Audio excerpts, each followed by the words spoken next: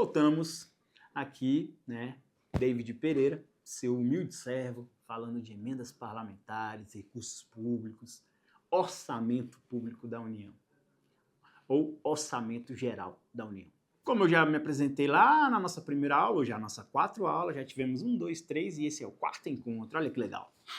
Como eu já me apresentei, me chamo David Pereira, sou advogado, servidor público da Câmara dos Deputados e atualmente atuo como coordenador de orçamento público do Podemos, Partido Podemos. Estamos aqui na agremiação Podemos pela Fundação Juntos Podemos. Antes de mais nada, quero pedir para você aí, Júlia, curte esse vídeo, compartilha. E se você por um acaso chegou aqui de uma forma inesperada, esse vídeo está aparecendo para você, copie o link, manda lá no grupo da família, manda lá no grupo do futebol, fala aqui, pessoal, ó. Tem um cara aí na internet falando desse negócio que a gente vê toda hora na televisão aí, emendas parlamentares, emendas PIX. O que são essas emendas PIX? Vamos falar disso aqui hoje. Dinheiro público, o seu dinheirinho, fruto dos tributos, dos impostos que você paga, do seu IPVA, virando saúde pública, virando educação, virando infraestrutura, virando segurança. Ah, David, fala sério. Isso vira corrupção, isso vira rolo, isso vira situaçãozinha de conchavo, jeitinho brasileiro. Nananina não. Existe também, mas existe coisa séria no nosso país. E eu estou aqui para provar e mostrar que a emenda parlamentar, o recurso público, chega aí na ponta para te ajudar, para melhorar a sua vida, para melhorar a vida da sua família, dos seus filhos e dos seus netos. Pois bem, até a aula passada eu expliquei como que se dá o processo orçamentário. Eu expliquei como que se deu origem, como que as emendas surgiram, como que o Parlamento brasileiro, ou seja, o Congresso Nacional, transformou a forma de aplicar o recurso público, a forma de aplicar o tributo, a forma de aplicar a arrecadação dos impostos. Falamos aqui de emendas individuais, emendas de bancada, falamos aqui dos percentuais, da quantidade de deputados e senadores, de como esse cálculo é feito, falamos de receita corrente líquida, dei até um exemplo de uma padaria. Volta lá, aula 1, aula 2, aula 3, Fundação Juntos Podemos. Clique e compartilhe. Pois bem, dando início à aula de hoje. Na última aula combinamos de tratar das emendas de relator. Combinamos de falar de valores de emendas. Combinamos de mostrar para você que, pois bem, você disse que existe emenda de relator, emenda de comissão, emenda de bancada estadual, emenda individual, mas como que isso vira dinheiro? Como é que algo que outro dia estava sendo discutido, parlamentar botando o dedo na cara do outro lá naquelas salas, aquela confusão, né, professor David? Vira dinheiro da seguinte maneira. Chega um projeto de lei chamado PLN. Esse projeto de lei é encaminhado pelo Poder Executivo, ou seja, o ministro da Fazenda ou o ministro da Economia, não importa a nomenclatura, encaminha um projeto de lei ao Congresso Nacional, por isso que se chama PLN.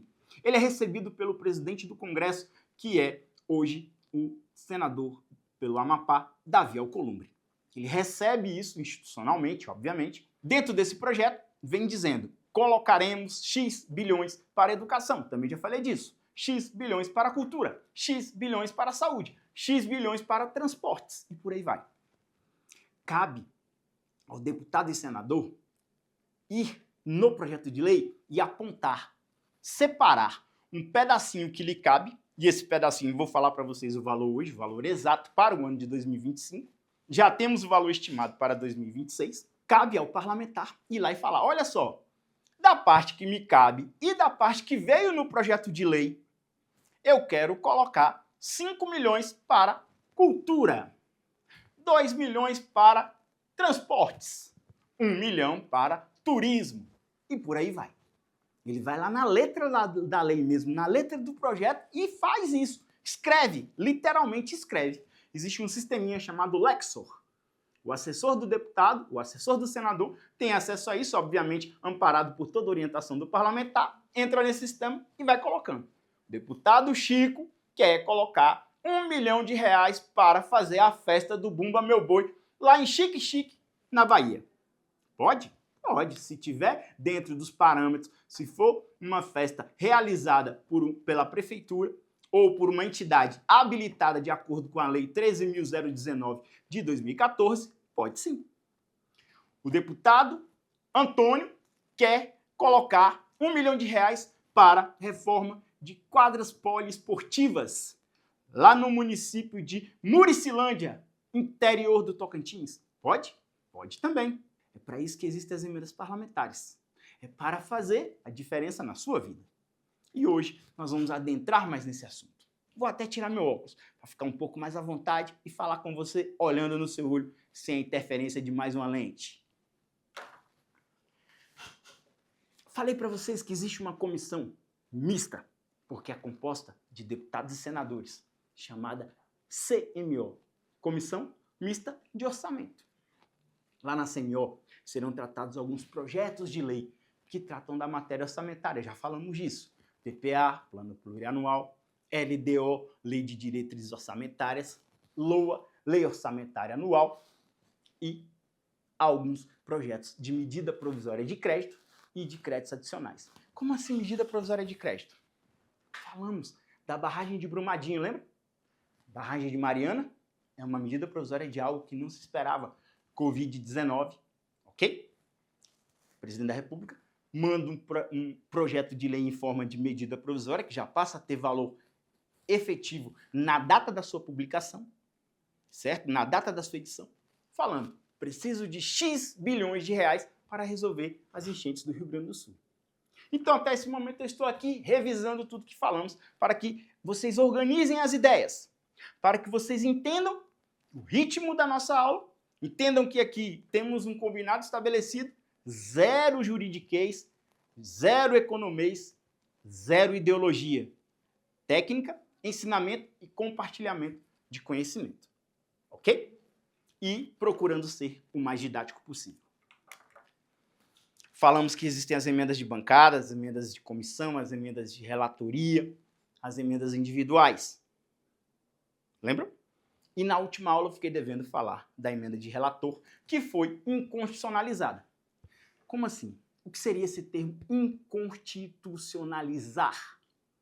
É tornar algo inconstitucional. É tornar algo ilegal com base no que tange a nossa Carta Magna. É tornar algo não possível de acontecer baseado no que está escrito na Constituição de 1988. Espera aí, professor. Você está me falando que existiu uma decisão do Supremo Tribunal Federal, do STF, dizendo que determinado tipo de emenda parlamentar não pode ser feita por ferir princípios, ferir a letra da Constituição? É isso? E por que se deu esse entendimento? Vamos tratar disso. Temos um dispositivo que se destacou, teve uma relevância maior para essa decisão. Foram 4 dispositivos, mas um se destacou mais. Ele foi empretado pelo partido PSOL em 2019. Eu estou falando da ADPF 854 de 2024. Ela foi impetrada ali, salvo engano, entre março e abril de 2024. ADPF quer dizer arguição de descumprimento de preceito fundamental. Vou repetir. Arguição de descumprimento de preceito fundamental. Uma ADPF. A 854, ela tornou as emendas de RP9, e eu já falei também o que quer dizer RP, resultado primário, RP9, emenda de relator do orçamento, inconstitucional. Então, a partir dessa ADPF impetrada pelo partido PSOL, o parlamentar que é designado relator do orçamento não pode, de forma alguma, reservar uma parte do orçamento e fazer uma distribuição desse recurso da forma que ele entender, da forma que ele achar por bem.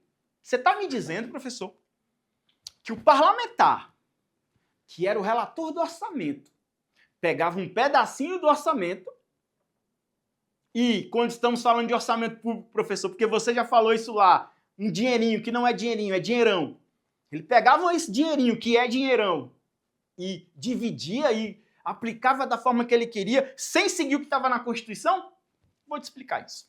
Quando um parlamentar, e eu estou falando um deputado ou senador, que eu também já expliquei isso, que o deputado quando um deputado é presidente da comissão de orçamento, obrigatoriamente um senador é relator do orçamento. E vice-versa, quando um senador é presidente da comissão de orçamento, obrigatoriamente um deputado é o relator, ou seja, pode ser um relator deputado ou um relator senador, depende do ano, né? Há essa alternância.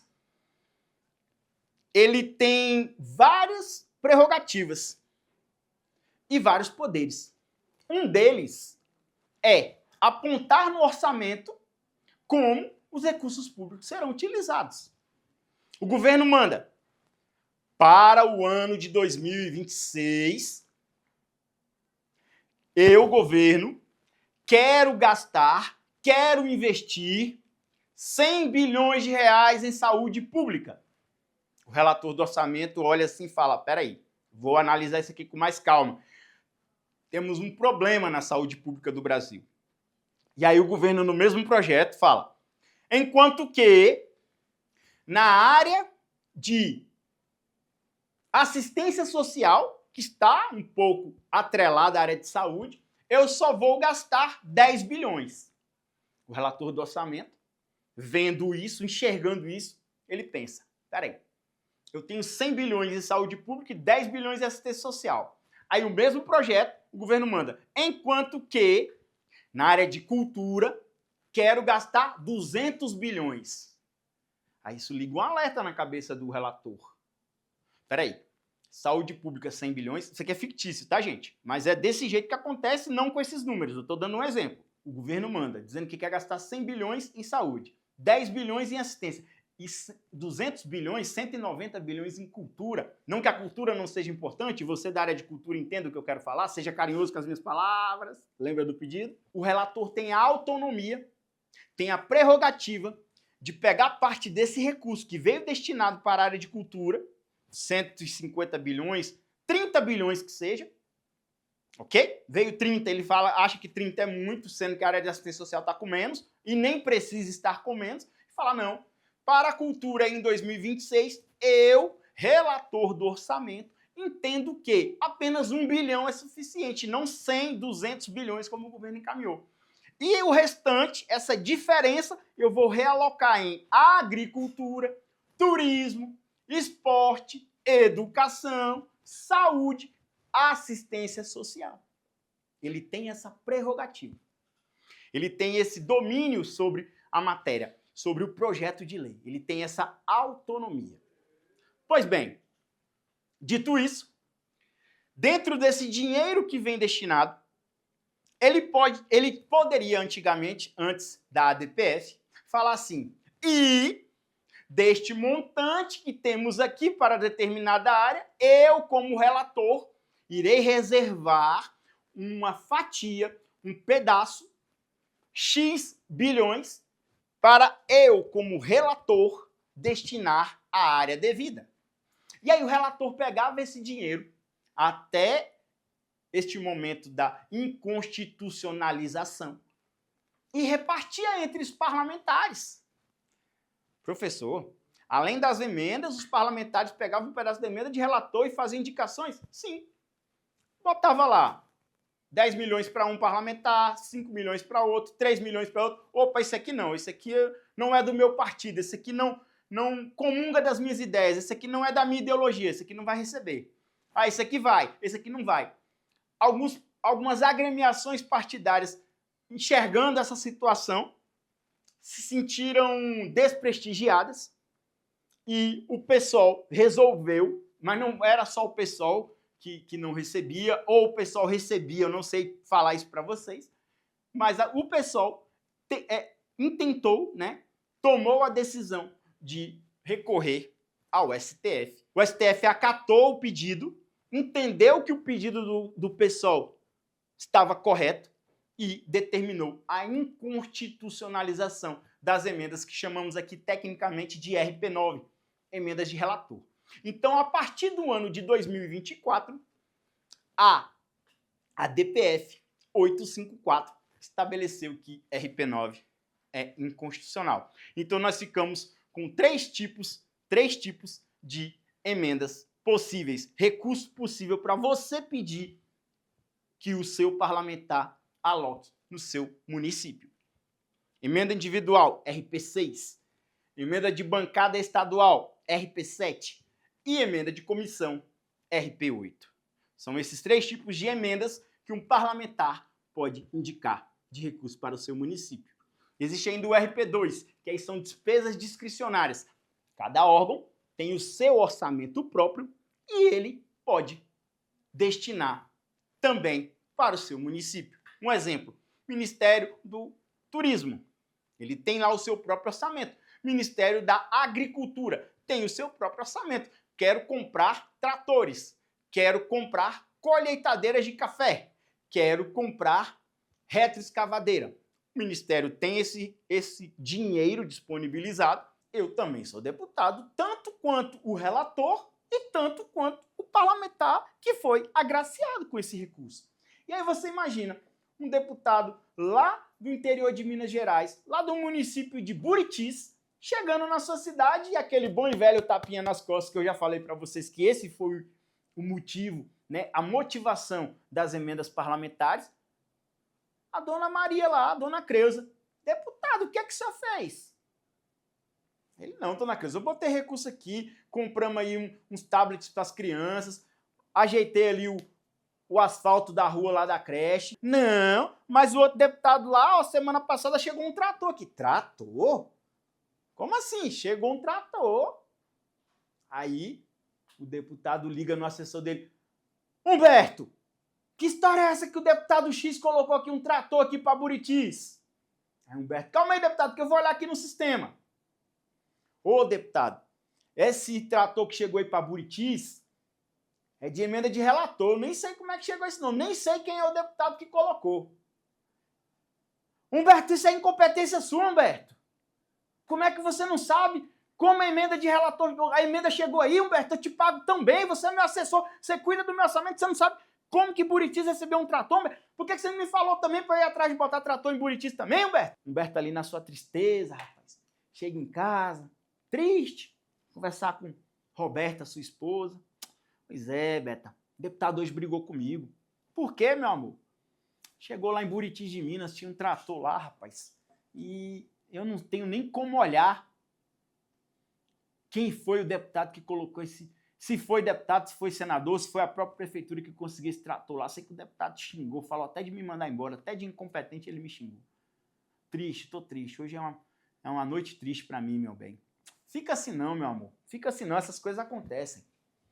Só que aí você imagina vários Humbertos, vários deputados X, várias situações de tratores, retroescavadeiras, pontes, tablets, motocicletas, automóveis e uma série de outras possibilidades de destinação de recursos nos 5.570 municípios que o Brasil tem. Isso foi alavancando questionamentos e insatisfações. Por quê? O parlamentar que não era agraciado se sentia lesado. Até chegar ao ponto de o STF inconstitucionalizar. Então falamos aqui da DPF 854, que a partir de 2024 tornou proibida a distribuição, a realocação, a destinação de recursos de emenda parlamentar na fonte RP9, por meio de emenda de relator. Professor, eu estou entendendo a sua aula, estou gostando, super didática, mas eu queria mais um pouquinho de fonte de saber. Queria mais um pouquinho de onde buscar isso que o senhor está me falando na lei. Eu estou estudando para concurso. Eu quero um dia ser um profissional que entenda de orçamento público. No edital do concurso que eu estou estudando, administração financeira e orçamentária. Cai emenda parlamentar, cai direito constitucional. Qual a fonte do saber disso aí? Tudo que o senhor está falando? Vou te dizer. Tudo que eu estou falando está contido na Constituição. Está lá a partir do artigo 166. Artigo 66 da Constituição, parágrafo 9º, vai te dizer que 2% da receita corrente líquida será destinado a emendas parlamentares. Emenda Constitucional 86 de 2015 vai tratar da impositividade das emendas. Emenda Constitucional 126 de 2022 vai tratar da alteração das emendas parlamentares e do percentual da RCL. Emenda Constitucional 100 de 2019 vai tratar das emendas parlamentares impositivas de bancada estadual e vários outros dispositivos. Lá no parágrafo 12 do artigo 66 vai tratar também das emendas de bancada estadual. Repetindo, tudo que estou falando aqui está na letra da Carta Magna do Brasil, a partir do artigo 166. Temos o artigo 166-A, que vai tratar das emendas impositivas individuais na modalidade transferência especial, que na próxima aula, próximo capítulo, eu dedicarei uma aula exclusiva para ela. Mas a partir desse momento já quero tratar com você aqui, ó. Vamos fazer um combinado? Vamos fazer um trato? Você que está aí do outro lado me assistindo, combina isso comigo? A partir desse momento, nem você, nem sua namorada ou namorado, nem seu pai, nem sua mãe, você vai deixar, e nem você vai praticar, chamar as emendas de transferência especial de emenda PIX. Ela não é uma forma de corrupção. Embora tenham dado esse apelido jocoso devido à velocidade da execução, da velocidade do recebimento do recurso por parte do beneficiário, que é um ente federado, só pode receber uma emenda de transferência especial um ente federado, ou seja, um município ou estado da federação, não pode uma entidade, não pode um órgão público, não pode uma autarquia, não pode uma empresa pública, não pode um hospital, só pode um ente federado receber. Ela não é uma forma de corrupção, embora muitos achem que sim. E nós vamos falar disso detalhadamente. Ela está lá no artigo 166-A da Constituição. Mas continuando, vamos voltar para cá. Então vocês me pediram legislação que trate acerca das emendas parlamentares. E eu vou trazer uma lei novinha, quentinha, saiu do forno. Lei Complementar 210 de 2024. A Lei Complementar 210 de 2024 vai estabelecer regras e parâmetros para a indicação de emendas parlamentares. E ela vai trazer principalmente no que tange às emendas de comissão. Lembre que eu falei que existem as comissões temáticas e cada uma faz uma alocação ao orçamento. E os parlamentares que fazem essas indicações. E você mesmo, Fernando, que está aí assistindo agora, pode pedir para o seu deputado, para o seu senador, esse tipo de emenda. Além da lei complementar, além da Constituição, ainda existe mais uma fonte de recurso, de estudo e de embasamento legal para a emenda parlamentar. Resolução 01 de 2006. Vou repetir. Resolução 01 de 2006.